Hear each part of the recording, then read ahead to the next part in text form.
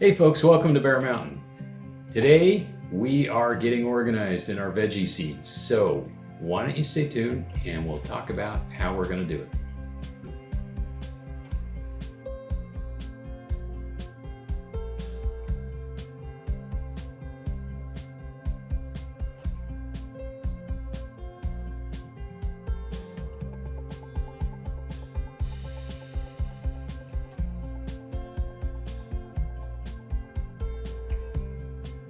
We just got in at least the last of our early or late spring, early summer seeds in from Johnny Select Seed and a couple of other folks, seed companies like Territorial.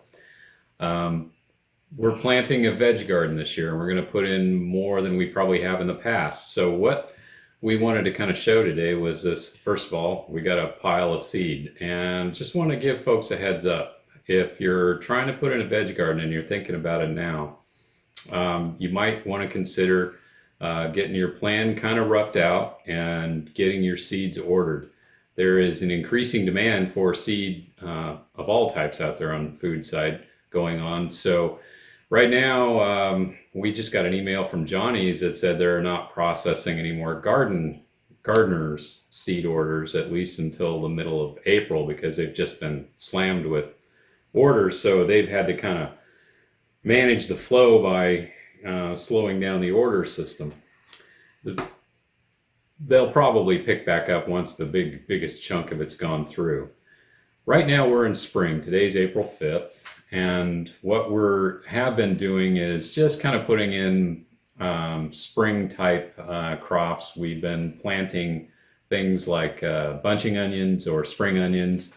We've started our tomato plants and we've started some eggplant and lettuces and all kinds of things that will either take a long time. They'll be warm season, but they take a long time to get to size before you can transplant them out, or things that we can move into the garden relatively quickly after germination, things like lettuces and again, the bunching onions.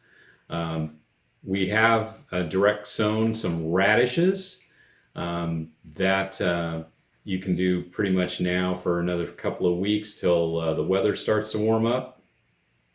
But basically, I just wanted to kind of talk to you today about, if you're thinking about putting in a garden, it's time to really start moving on it and getting it lined out what you want to do.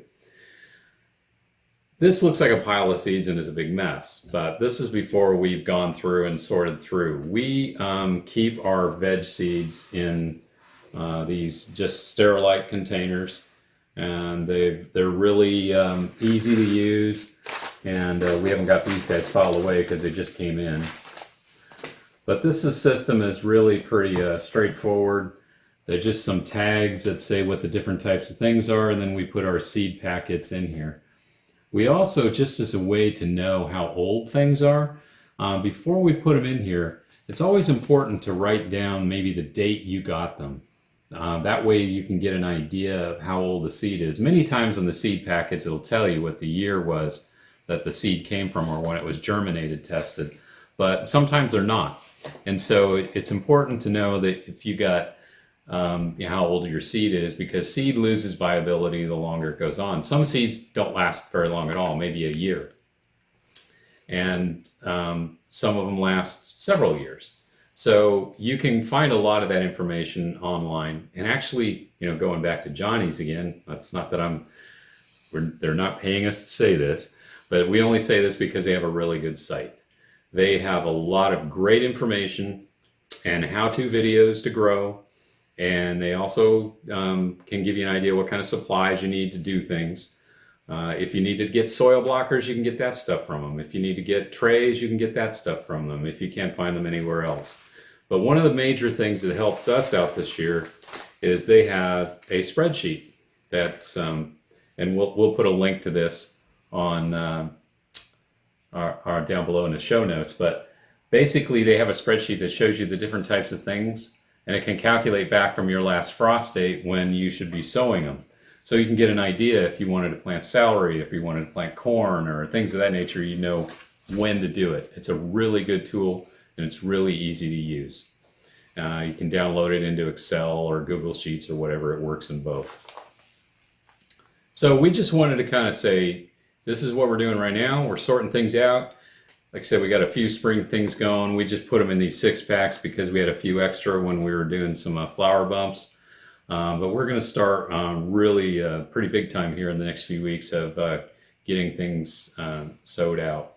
So, what's the advantage of using the 6-packs?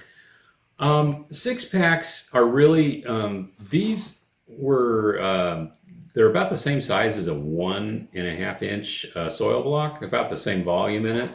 And one of the advantages if you have a small lot, now these you can usually people have them because they bought like bedding plants or something in the prior year, and maybe they still got them hanging around. You can reuse them. The nice thing about it, if you're doing small lots, you can say, oh, well, I'm only going to do 6 of something, or, maybe just a couple of dozen. And so instead of having a whole tray of soil blocks, you can, they're kind of modular and you can move them around. The other advantage is that this way you can put all kinds of different seeds in each 6-pack, each individual 6-pack, and if they germinate, you can pull out the one that germinated and leave the others under your humidity dome to keep growing on. It gives you the flexibility of, oh, that's not quite ready, and that one is, and moving it on to outside or Right. into the garden. I mean, I still think in the longer term, you can get a better transplant using a soil block. But in this case, it was like these were extras that we had filled up when we were doing some of our bumps. And we just decided it'd be a good way to just put in some extra lettuce and put in some bunching onions. And then we threw in a couple of eggplant just to see how they would run. And somehow in our eggplant, we ended up with a tomato plant. So I'm not sure how that happened. Things escape when you're seeding. But this is just, some stuff you start early. Lots of times, that's the other thing in the Johnny's planting tool. It'll help you with rotation. So if you want to put in multiples of something, say like multiple plantings of spinach, multiple plantings of lettuce, kind of gives you an idea, when you would want to start the next one. So that's a good planning tool to use. And again, my advice is for folks, if you're thinking about planting in a garden, it's time to stop thinking and start doing.